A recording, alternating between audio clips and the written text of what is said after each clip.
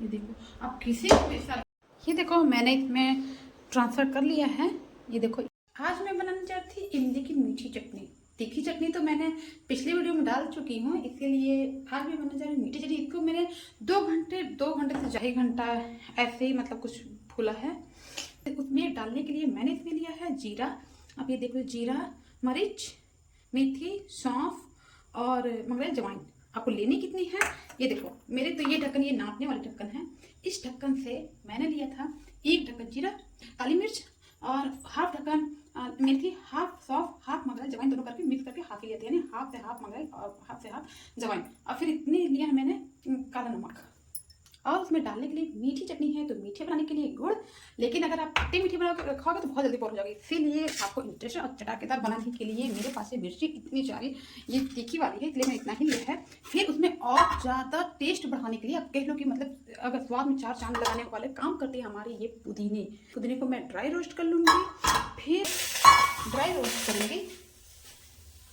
मेरे पुदीने बिल्कुल ड्राई हो चुके थे रोस्ट, लेकिन मैं अब जा रही हूँ इसे तावा पे रोस्ट करने, क्योंकि मेरे पुदीने देखो बिल्कुल रोस्ट हो चुके हैं। ये देखो, देखना आप ना, देखो है ना, बिल्कुल पुदीने मेरे रोस्ट हो चुके हैं, अच्छे से करारे हो चुके हैं। अब मैं इसे निकाल कर सारे मसालों को भून लूँगी। तेज पत्ता मैं ज़्यादा नहीं डाल रही हूँ, बस 1-2 डाल रही हूँ, छोटी छोटी।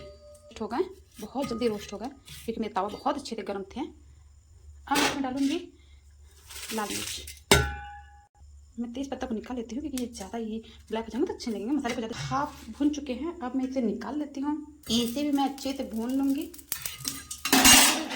क्रिस्पी हो चुके हैं तो मैं इसे सारे को मैंने मिला दिया है। तेज़पत्ता, पुदीना, मिर्चा और सौंफ, मंगल, जवाइन, मेथी और जीरा और काली मिर्च, ये सारे को मैं फिर से, मेरे तवा भी पूरी तरह से ठंडे नहीं हुए हैं, बिल्कुल गर्म है, लेकिन वैसे गर्म नहीं जो धुआंधार गर्म होता है वैसे गर्म नहीं है। अब मैं इसमें आराम से भून सकती हूँ। और अब मैं इसमें डालने जा रही हूँ जो टेस्ट वो काफ़ी बढ़ावा देता है, ये है काला नमक। काला नमक आप इमली में डालना ही डालना। ये आप मसाले भून कर रख लेना, ये आपकी चाट में भी काम आएंगे। ये कुछ चाट मसालों को, ये शायद छोटा पैकेट है मेरे, मैं इसमें थोड़ा ही लूँगी। अब इससे मेल्ट करने के लिए मुझे पानी की ज़रूरत है, तो मैं अलग से पानी नहीं लूँगी क्योंकि मुझे ज़्यादा सुखाना नहीं है, बस जितना ज़्यादा होता है मुझे बनाना है। तो मैं इसे इसमें अच्छे से मैश कर देती हूँ। हाँ, मेरे ऑयल गर्म हो चुके हैं।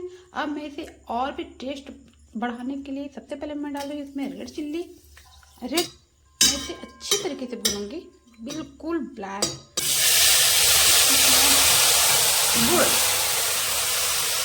गुड़ को अच्छे से मेल्ट होने देना है, और लेकिन इसको आपको लगातार चलाते ही रहना है ताकि जले ना। ये गिल्टी नहीं है, थोड़ा बहुत है, तो मैं इसमें बीच में चलाती रहूँगी। अब मैं आ जाती हूँ मेरे मसाले जो मैंने ड्राई किया था रोज, वो सारे मसाले पीसने लग जाती हूँ। चलो मैं पीस के मिलती हूँ। आप देखो गुड़ मेरे कितने अच्छे से उबल रहे हैं, इतना प्यारा लग रहा है ना, ये मेरे बहुत अच्छे से उबल रहे हैं।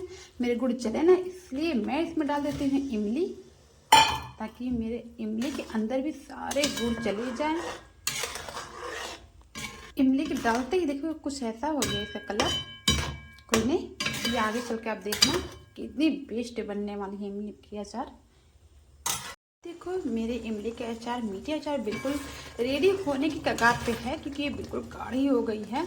अब इसमें मैं डालने जा रही हूँ मेरे मसाले जो मैंने अभी बनाए हैं। ये मैं इसका सिर्फ 2 चम्मच डालूंगी क्योंकि ज़्यादा मसाले वाले ज़्यादा हो जाएंगे।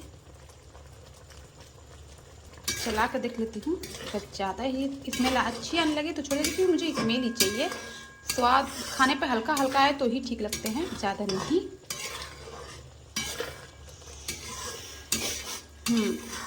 स्मेल मेरे अच्छे आ रहे हैं, इसके मतलब है कि इसमें अगर मैं डाल दूँगी तो ये बहुत ज़्यादा हो जाएंगे। देखो अकेले सच में अगर मैं रियल में दिखा पाती काश,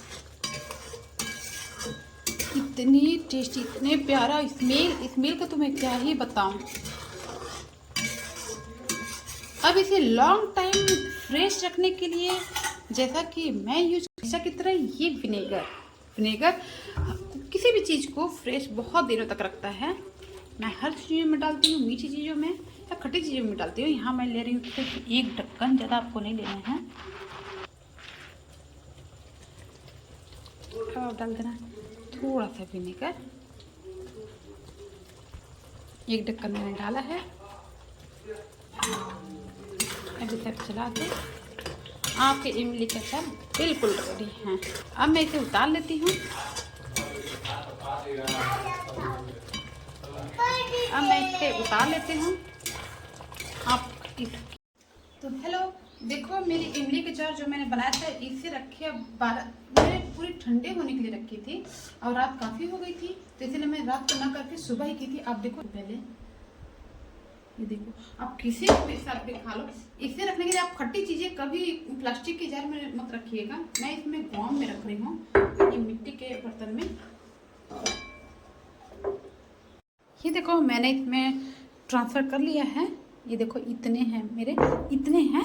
अब मिलते हैं नेक्स्ट ब्लॉग में, तब तक के लिए बाय।